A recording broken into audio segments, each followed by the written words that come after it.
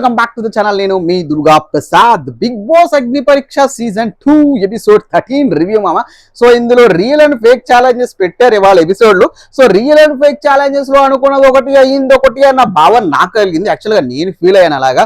So love స్టోరీలు నడిపించడానికి, love themes నడిపించడానికి కూడా కొంచెం ఛాన్స్ బీటలు విత్తనాలు వేస్తున్నారేమో అన్న ఫీలింగ్ కలిగింది.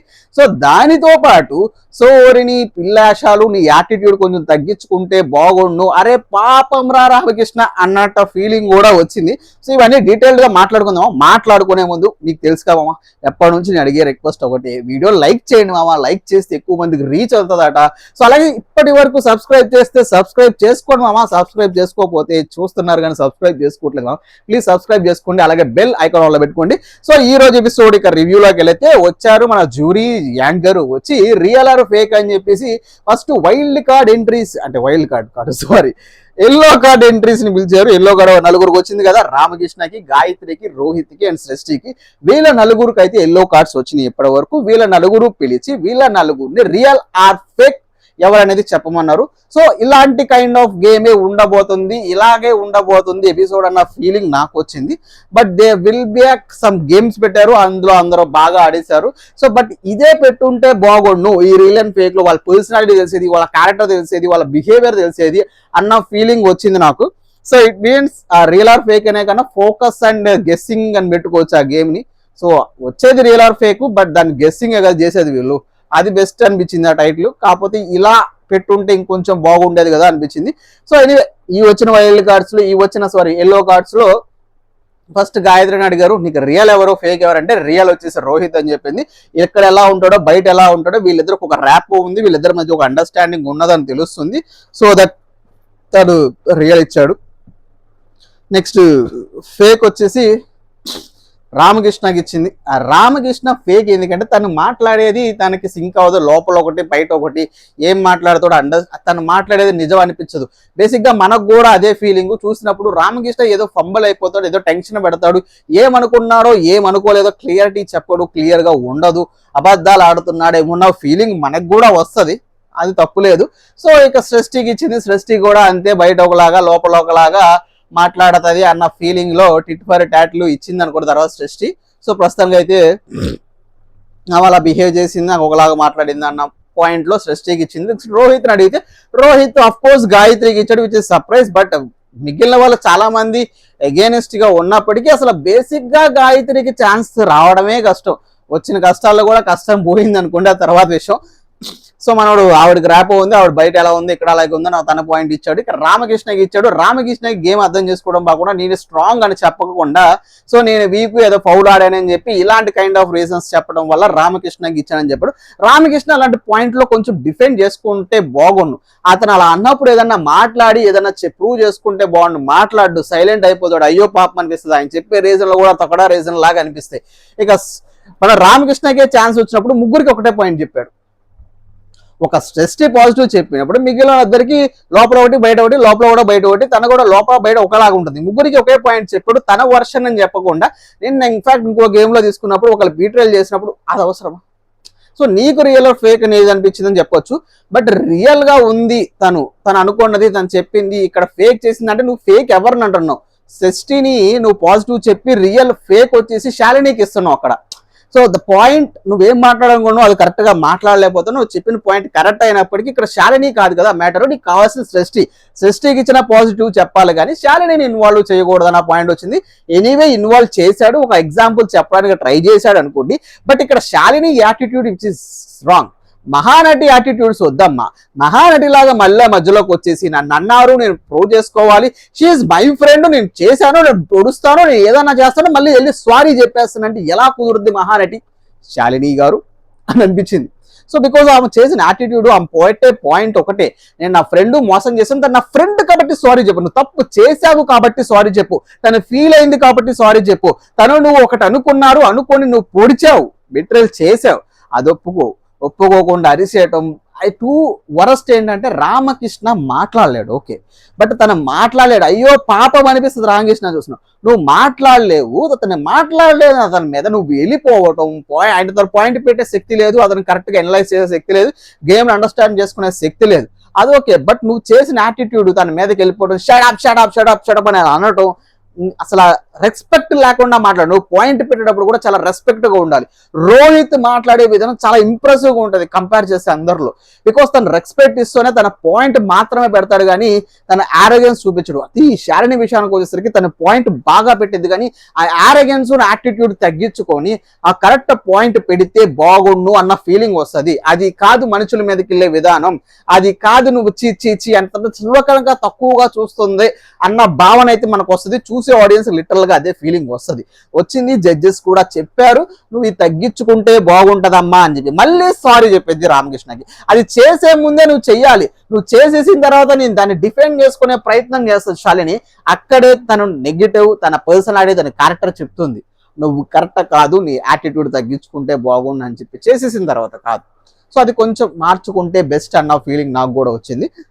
సో మొత్తానికి సృష్టి వ్యాకరణం వచ్చేసి పాజిటివ్ రోహిత్కి ఇచ్చింది. అలాగే రామకృష్ణకి గేమే తెలియదు కాబట్టి నేనేం చెప్పను, తన పాజిటివ్ గాయత్రికి ఇచ్చేసింది అంతే. సో ఇలా ఇది అయిపోయిన తర్వాత మన నిమ్మకాయలు ఇచ్చిరాడు వాడ. నిమ్మకాయలు ఇచ్చిన శ్రీముఖి. ఆ నిమ్మకాయలు ఎవరు పట్టుకుంటే నెక్స్ట్ వాళ్ళే కాబట్టి గేమ్ నిమ్మకాయలు పట్టుకోవడానికి ప్రయత్నం చేశారు అందరూ. ఇందులో ప్రయత్నం చేసే ప్రయత్నంలో అపూర్వ దగ్గర ఆమెను ప్రయత్నిస్తాడు పీకడానికి. పీకదన్నప్పుడు ఆమె నాకు చెయ్యి నొప్పి వస్తుంది, నువ్వు చెయ్యి నొక్కేస్తున్నావు అంటే ఆబ్వియస్లీ అబ్బాయిలు డిఫెండ్ చేసుకోలేరు కదా. ఎందుకు మళ్ళీ అది ఫిజికల్ అయిందంటారు, అమ్మాయిల మీద పడుతుందంట. కాపేశాడు మనోడు, నువ్వు ఇంతే, నీ యాటిట్యూడ్ ఇంతే అని చెప్పేసి. ఆమె అనుకున్నది కాబట్టి అపూర్వ మాట్లాడగలదు. గేమ్ విషయానికి వచ్చేసరికి ఇలాంటి అవసరం లేదు. ఇద్దరు ఒకటే, నొప్పొచ్చినా ఉప్పొచ్చినా లాక్కోవాలి. నువ్వు అలాంటి సింపతి చేస్తే ఎవడు లాక్కోలేడు కదా అన్న ఫీలింగ్ నాకు వచ్చింది. అక్కడ శ్రీముఖి ఎస్ పాయింట్ తీసుకుంది, ఆవిడికి నచ్చలేదు, ఎందుకు అలా చేసావన్న ఫీలింగ్ వచ్చింది. అందుకే నువ్వు లాక్కోవడే నీకు టాస్క్ అని చెప్పింది. వాడు చక్కగా లాక్కో దొబ్బాడు అంతే. సో దీంతో లాక్కోవడంలో ఆమెను భాగ్యతెల్లూరి, రాజకుమారి, రాజకుమారితో పాటు సో దీపక్, వీళ్ళు ఈ గేమ్కి ఎలిజిబుల్ అయ్యారు. ఈ గేమ్ ఏందయ్యా అంటే లీడర్స్ సెలెక్ట్ చేసుకునే టాస్క్. సో కొన్ని వెయిట్స్ ఉంటాయి. ఆ కొన్ని వెయిట్స్ లో ఒకటి బాగా వెయిట్ ఉంటుంది, ఫేక్ ఏంటిది రియల్ ఏంటిది అనేది గెస్ చేయాలి. మిగిలిన కంటెస్టెంట్స్ వాళ్ళకు ఉండే ఛాన్సెస్ 3. వీళ్ళని బీట్ చేసి ఇందులో 3 టీమ్ లీడర్స్ అవుతారు కాబట్టి వీళ్ళు రియల్ గా యాక్ట్ చేసి వీళ్ళు గెలిస్తే 3 రియల్ వీళ్ళు అవుతారు. సో ఇందులో బాడే పార్టిసిపేట్ చేశారు. అద్దరి బ్రెయిన్స్ బాడే వర్క్ అయ్యి త్రూ అవుట్ ద గేమ్ అన్నట్టు అనిపించింది. సో కాకపోతే ఏంటంటే ఇక్కడ శాలిని పేరు తీసుకోవటం, శాలిని నువ్వు నీ మనసు మీ ప్రేమతో లోడ్ అయిపోవటం అవన్నీ అనటం. సో ఇక్కడ ఏదో ట్రాక్ కండక్ట్ చేస్తున్నారు, ట్రాక్ పెంచడానికి ట్రై చేస్తున్నారు. శాలిని ఇది కాదు, నాకు ఆల్రెడీ వేరే మనసులో చోటు ఉంది అన్న అనటం, ఏదో ట్రాక్ బిల్డప్ చేయడానికి ట్రై చేస్తున్నారేమో అన్న ఫీలింగ్ అయితే వచ్చింది. సో మొత్తానికి ఒక love track Bigg Boss house లోకి వెళ్ళక ముందే ఇక్కడ ఒక లవ్ ట్రాక్ నడిపే ప్రయత్నం అయితే జరుగుతుంది. సో వీళ్ళిద్దరు కనుక బిగ్ బాస్ హౌస్ లోకి వెళితే ఖచ్చితంగా లవ్ ట్రాక్ ని కంటిన్యూ చేస్తారన్న ఫీలింగ్ కూడా ఉంది. బట్ శాలిని అఫ్ కోర్స్ ఆవిడ మెంటాలిటీకి మనోడు ఇవ్వడం అనుకోండి. సో లేదు, గేమ్ పరంగా, టాస్క్ పరంగా, ఏదో వేయడం పరంగా హైలైట్ ఆఫ్ ద ఎపిసోడ్ అవడానికి ఉపయోగపడుతుంది అన్న ఫీలింగ్ అయితే వచ్చింది. నో ఇష్యూస్, నో ప్రాబ్లం అనుకోండి. సో మొత్తానికి ఆ వెయిట్స్ దాంట్లో ఫస్ట్ మిథిలేష్ వచ్చాడు. మిథిలేష్ బెల్ పట్టుకుని రాజకుమారిని గెస్ట్ చేశాడు. సో బట్ రాజకుమారి దగ్గరే వెయిట్, మనోడు పట్టుకుంటే వెయిట్ ఎందుకు అనిపిస్తుంది అమ్మా? మనోడు వెయిట్కి యాక్చువల్గా మిథిలేష్ పాపం అనిపించింది. ఎపిసోడ్స్ అయిపోతున్నాయి, దగ్గరకు వచ్చేస్తున్నాయి, మిథిలేష్ బిగ్ బాస్ హౌస్ లోకి వెళ్ళిపోతాడు అన్న ఫీల్ అయిన నేను ఈ రోజు ఎందుకో మిథిలేష్ కి ఛాన్సెస్ తగ్గిపోతున్నాయి. 90% నుంచి 50% పడిపోయాడు, 50% నుంచి 30% పడిపోయాడు. బికాస్ ఆయన స్ట్రెంగ్త్ చూపించుకునే టాస్క్లు వచ్చినా యూటిలైజ్ చేసుకోలేకపోయాడు. అసలు స్క్రీన్ ప్రెజెన్స్ కనిపించట్లేదు. మిథిలేష్ ఉన్నాడా లేదా అన్నట్టు అనిపించింది. ఆడిషన్ లో ఇచ్చిన మిథిలేష్ కి ఇప్పుడు చూసే మిథిలేష్ కి చాలా డిఫరెన్స్ అయితే కనిపిస్తుంది. ఆడిషన్ లో వావ్ అనిపించిన మిథిలేష్ ఇక్కడ ఎక్కడ మనకి వావ్ అనే ఫ్యాక్టర్ అయితే కనిపించలేదు. మేబీ ఉన్న ఎపిసోడ్ లో 2-3 ఎపిసోడ్ లో ఈ కుడ్ బి ప్రూవ్డ్ హిమ్సెల్ఫ్ అన్నట్టు అనిపించింది. సో చేసుకోవాలి. ఇక అపూర్వ విషయానికి కూడా మన జడ్జెస్ అదే చెప్పారు, అపూర్వ నువ్వు మాట్లాడగలుగుతున్నావు, నువ్వు కానీ గేమ్స్ ప్రూవ్ చేసుకోవట్లేదు.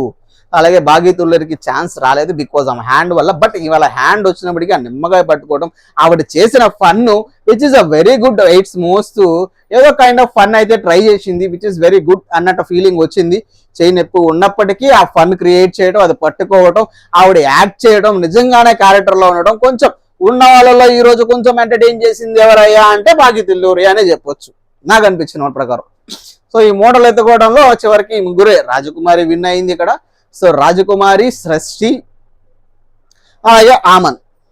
సో వీళ్ళ ముగ్గురు ఫస్ట్ ఒక టాస్క్ చెప్పే కదా, ఫస్ట్ ఇద్దరిలో మూటలు పెట్టుకోవడం 3 బెల్స్. తర్వాత థర్డ్ టాస్క్ లో వచ్చేసి వెనిగర్ జ్యూసెస్ పెట్టారు, వెనిగర్ తాగిలో కనిపెట్టాలి. ఇందులో ఆమన్ గెలిచి పడేశాడు. ఆమన్ గెలిచి సో లీడర్ అయిపోయి, ఇప్పుడు లీడర్ వచ్చేసింది ఆమను, సృష్టి, అలాగే రాజకుమారి. ఆ తర్వాత 3 స్టార్స్ పెట్టారు, హైయెస్ట్ లెంత్ ఉన్న స్టార్స్, స్టార్ట్ ఉన్న స్టార్స్, బుద్ధిగా ఉన్న స్టార్స్. ఇది ఎవరికి వస్తే వాళ్ళ టీం బిగ్ టీం, తర్వాత టీం మీడియం టీం, తర్వాత team lowest team. So of course ఆమంది బిగ్ టీం అయింది, రాజకుమారి తర్వాత సృష్టి లాస్ట్. కానీ అడ్వాంటేజ్ ఇచ్చింది ఈవిడికే, సృష్టికి, బికాజ్ లీస్ట్ కాబట్టి మంచి క్యాండిడేట్స్ ఎంచుకోమని. ఇక్కడ సృష్టి చాలా బ్రెయిన్లెస్ గా ఊహించింది. సృష్టి అసలు స్ట్రాటజీ లేదు. ఈ రోజు గేమ్ లో ఉన్నటువంటి టాస్క్ ఏంటి మామ, ఉన్న పవర్ కార్డ్ ఏంటి మామ, blind card, steal the coins, steal the points. ఒక పక్కన టీం నుంచి ఇది టీమ్ టాస్క్ ఉన్నప్పుడు ఆ పర్సన్ ఉంటేనే తనకి ఇండివిజువల్ అడ్వాంటేజ్ కాదు, బాగేతుల్లోకి ఆ కార్డు వచ్చింది. బ్రెయిన్ ఉన్న వాళ్ళైతే ఫస్ట్ అలాంటి పర్సన్ ని తాను ఎవరికి వాడుతుంది, అఫ్ కోర్స్ అది కంప్లీట్ గా టీమ్ కే రావాలి కదా. టీమ్ కి రావాలి అన్నప్పుడు నువ్వు తీసుకోవాల్సింది ఫస్ట్ బాగేతుల్లోని. నీకు అడ్వాంటేజ్ ఇచ్చారు, సో ఎన్ని పాయింట్స్ ఉన్నా వాళ్ళ 600 తెలుసుకుంటే 300 పాయింట్స్ నీకు వచ్చేస్తాయి అనుకున్నప్పుడు ఏ టీం తన దగ్గర ఒక పవర్ ఉన్నప్పుడు తనని సెలెక్ట్ చేసుకోవాలి. కానీ తన బ్రెయిన్లెస్ విధానం ఇక్కడ కనిపించింది, తన ఫోకస్ లేని విధానం ఇక్కడ కనిపించింది, గేమ్ని అర్థం చేసుకోలేని విధానం ఇక్కడ కనిపించింది. రోహిత్ని తీసుకుంది బాగానే ఉంది, దీపక్ని తీసుకుంది బాగానే ఉంది, మహదేవ్ చరణ్ తీసుకుంది బాగానే ఉంది, ముగ్గురిని తీసుకుంది స్ట్రాంగ్ లో. అందులో ఒక్కరిని బాగేతుల్లూరిని తీసుకుంటే ఈ రోజు టాస్క్ విన్ అయ్యి గెలిచేది సృష్టి టీం. చిన్న టీం అయినా సెన్సేషనల్ సృష్టించేది బికాస్ ఆఫ్ అడ్వాంటేజ్. నీకు అడ్వాంటేజ్ లేదు, వాళ్ళకి బిగ్గెస్ట్ టీమ్స్ వస్తున్నాయి, వాళ్ళకి పాయింట్స్ ఎక్కువ వచ్చే ఛాన్సెస్ ఉన్నాయి, బట్ నీకు ఆ ఛాన్స్ లేదు అన్నప్పుడు నువ్వు బాగేతుల్లూరి ఒక అడ్వాంటేజ్ ఉన్నప్పుడు ఆ అడ్వాంటేజ్ యూజ్ చేసుకోవాలి. ఒక అడ్వాంటేజ్ ఉంది అని చెప్పినప్పుడు యాంకరు ఆ అడ్వాంటేజ్ నువ్వు పర్ఫెక్ట్ గా యూజ్ చేసుకోలేకపోయావు అన్న విషయం అయితే మాకు అర్థమైంది. దాన్ని కవర్ చేసుకోవడానికి చాలా ప్రయత్నాలు చేసింది, కానీ ఆ కవర్ అప్ అంతా వర్కౌట్ అవ్వలేదు. నెక్స్ట్ రాజకుమారికి ఇచ్చినప్పుడు మంచిగా చక్కగా ఆవిడ కూడా అడ్వాంటేజ్ ఉందని చెప్పి తీసుకుంటే బాగుండు. అక్కడ ఏదో కవర్ చేసింది, లేదు బాగేతుల్లూరి నాకు సపోర్ట్ చేసింది, బాగేతుల్లూరి నాకు కావాలి, ఏది నీకు కావాలి. ఫస్ట్ ఇవి తీసుకుంది, ఇక ఆమంది మిగిలిపోయిన స్క్రాప్ మొత్తం ఆమెకి ఇచ్చారు. సో ఇక్కడ అడ్వాంటేజ్ ఎవరికి అయిందంటే రాజకుమారికి, సృష్టికి అని చెప్తే ఆమెనకు కాదు. So where is the point, నీకు బిగ్ టీం ఉంది, బిగ్ టీం ఉన్నా సరే మిగిలిపోయిన స్క్రాప్ మిగిలిపోయిన వ్యక్తులతోనే బతకాలి.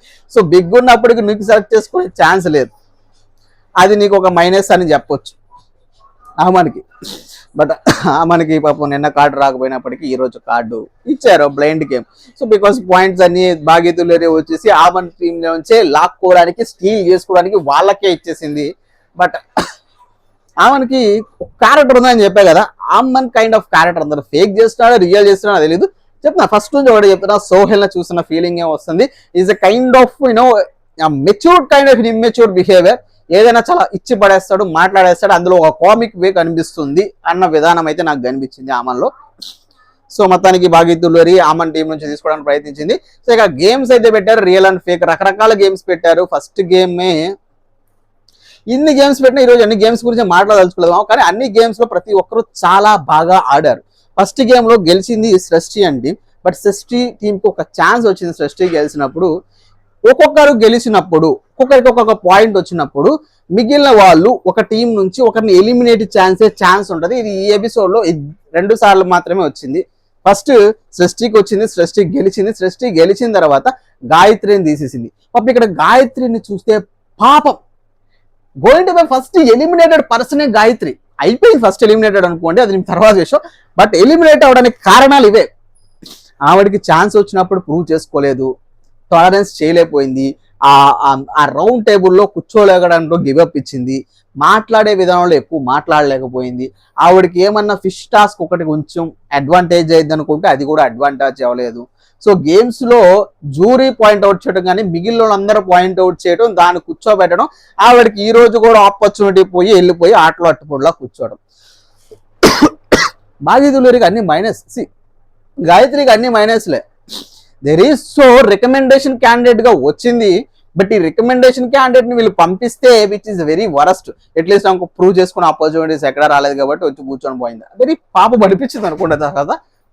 సో నెక్స్ట్ గేమ్ లో గెలిచి సృష్టి టీంలోంచి చరణ్ మహాదేవన్ లేపేశారు మన మిథిలేష్ అండ్ రాజకుమారి. ఏమనుకున్నారు? Is a smart. Yes, Charan Mahadev is a smart, బాగానే మాట్లాడతాడు, బాగా చేయగలడు. రోహిత్ని తీస్తారని ఎక్స్పెక్ట్ చేశారు, బట్ చరణ్ మహాదేవ్ని తీశారు.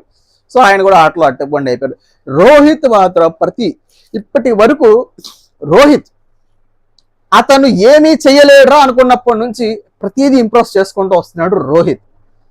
A common man with uncommon dream అన్నట్టు చాలా ప్రూవ్ చేసుకుంటున్నాడు. మాట్లాడటం దగ్గర నుంచి, గేమ్స్ ఆడటంలో దగ్గర నుంచి ప్రతి గేమ్ గెలిచేస్తున్నాడు అతను. ఈ రోజు రియల్ అండ్ ఫేక్ లో కూడా తను వచ్చిన ప్రతిసారి గెలిచాడు. అఫ్ కోర్స్ అందరు గెలిచాడు. తను ఉన్న స్పెషాలిటీ ఏంటంటే ఓటమిని చూడలేదు. అది నాకు బాగా అనిపించింది. ఓటమిని చూడని వ్యక్తిగా కనిపిస్తున్నాడు రోహిత్. సో ఈ రోజు రకరకాల టాస్క్లు పెట్టాడు. ఈ రోజు రకరకాల టాస్క్ లో విచ్ ఇస్ ఇంప్రెసివ్ చేసే అంత లేవు, బట్ అందరూ ఇంప్రెస్ చేశారు, అందరూ బాగానే ఆడారు. ఇక తర్వాత ఛాన్సులు రాలేదు, అందరూ బాగా వచ్చే పాయింట్ లో లాస్ట్ లో పోయినప్పటికీ సో సస్టైన్ టీం 500, తర్వాత 600 వచ్చినప్పటికీ సో బ్లూ టీం నుంచి పీకిసుకుంది కాబట్టి బాగీతులేరికి అడ్వాంటేజ్. అది రాజకుమారి గెస్ట్ చేసి మంచిగా తీసుకోవటం, ఆ స్ట్రాటజీ వేయటం విచ్ ఇస్ వెరీ గుడ్ అన్నట్టు అనిపించింది. సో ఆ టీంకు 300 పాయింట్స్ రావటం, అక్కడ వాళ్ళకి ఓటపీ వచ్చే ఛాన్స్ ఉంది. ఆ ఓటపీలు రాజకుమారి గుడ్ డెసిషన్ తీసుకుంది అనిపించింది. బికాస్ తన పాయింట్స్ ఇచ్చింది కాబట్టి, తన దగ్గర పవర్ ఉంది కాబట్టి, మనకి యూస్ఫుల్ అవుతుంది కాబట్టి బాగీతులూరికి ఇవ్వటమే కరెక్ట్.